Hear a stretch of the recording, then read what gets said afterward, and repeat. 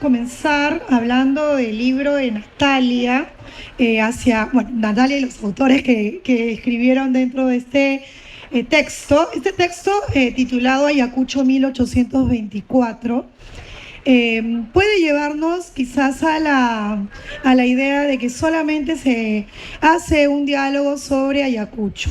Sin embargo, si ustedes lo revisan, van a ver que esto va mucho más allá de Ayacucho. Ayacucho, como bien lo dice el autor hacia el final de la edición del libro, es una efeméride que da como pie hacia una conversación que va más allá de la batalla de Ayacucho.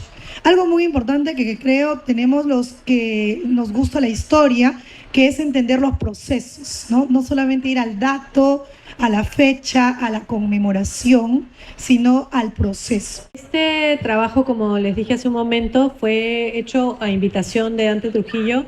Hace 2 años yo publiqué un libro también con el fondo, con colegas con los que habíamos hecho un proyecto más grande de pensar la independencia de Sudamérica de manera conectada, donde cada quien escribía no de un país, sino sobre un tema. Ese se llamó Repúblicas Sudamericanas en Construcción. Y después de esa gratísima experiencia, pensamos en cómo vamos a cerrar el ciclo revolucionario y vamos a tener una reflexión sobre todo el proceso revolucionario, no solamente Ayacucho, sino el proceso mismo. Entonces pensé en algunos de los colegas con los que había hecho ese proyecto y casi todos estaban ocupados, me dijeron no podemos. Y a través de ellos llegué a otros colegas, no solamente peruanos, sino de otros lugares del continente, y he trabajado también con varios colegas con los que he hecho otros proyectos. Y entonces la visión es entender cuál es la consecuencia y cuál es el preámbulo, es decir, el proceso completo. Tenemos un capítulo de Ignacio Zubizarreta, que está en Argentina, de cómo llegaron las noticias de la independencia, de la batalla de Ayacucho a Buenos Aires y qué fue lo que se pensó podía pasar para la construcción de los países en ese momento.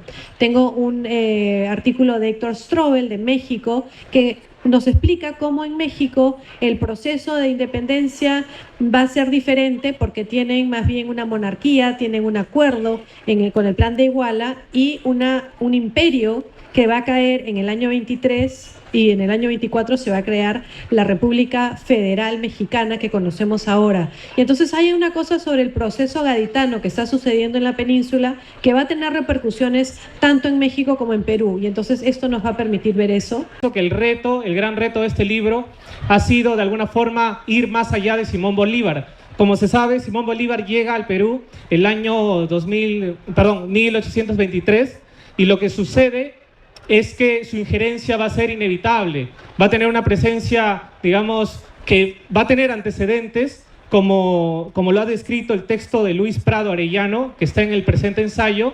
Como decía, este tema, el de ir más allá de Bolívar, creo que es el gran reto de este libro, y por ahí va mi primera pregunta.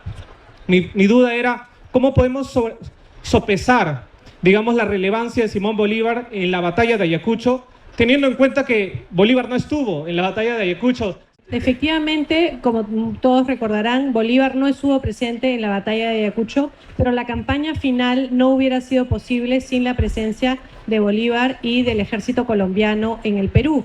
Entonces, justamente el trabajo de Luis Ervin es muy bueno para darnos esta visión, porque solemos pensar en la historia desde la nación, vemos la historia peruana desde el Perú, pero lo que he intentado hacer en este libro es cambiar ese enfoque para poder ver la independencia desde otras perspectivas. Efectivamente, el libro, como lo mencionábamos al principio, el título es Ayacucho. Pareciera que solamente es hablar de la batalla, pero en realidad es mucho más que eso, ¿no?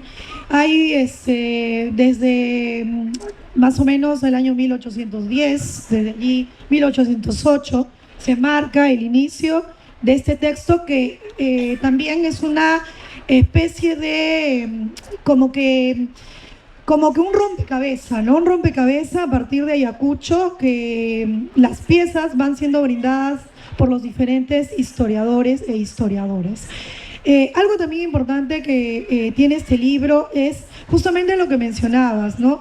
Esto de ir más allá de solamente quedarnos con el asunto de Perú, sino trascender. Y justamente una de las reflexiones del libro es esa, ¿no?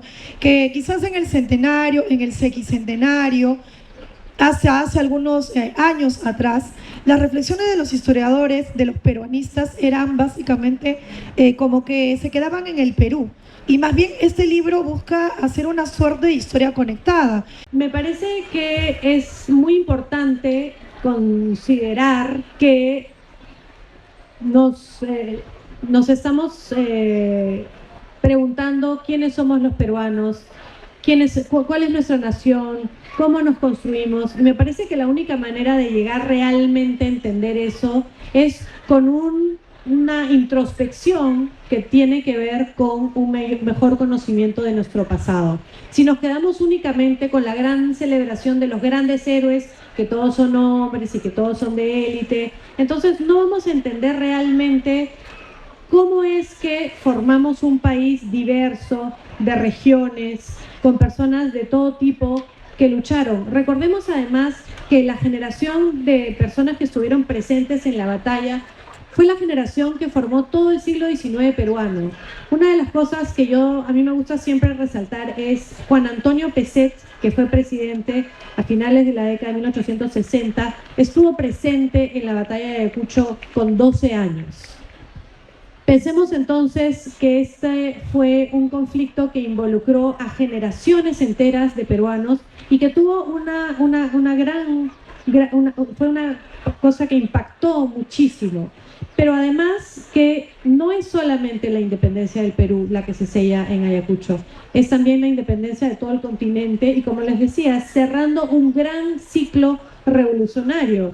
Y no es poca cosa que 2 años después de la batalla de Ayacucho, los Estados Unidos estén celebrando sus 50 años de independencia.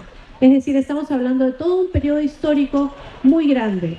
Van a haber muchos conflictos y muchas dificultades en establecer la República Peruana y hasta ahora no es algo sencillo, pero me parece que para poder realmente preguntarnos a nosotros mismos dónde estamos, cómo hemos llegado hasta aquí, la historia nos ofrece una herramienta y sobre todo una historia que, como esta, busca entrar en conversación y no presentar las cosas solamente desde una visión a un lugar.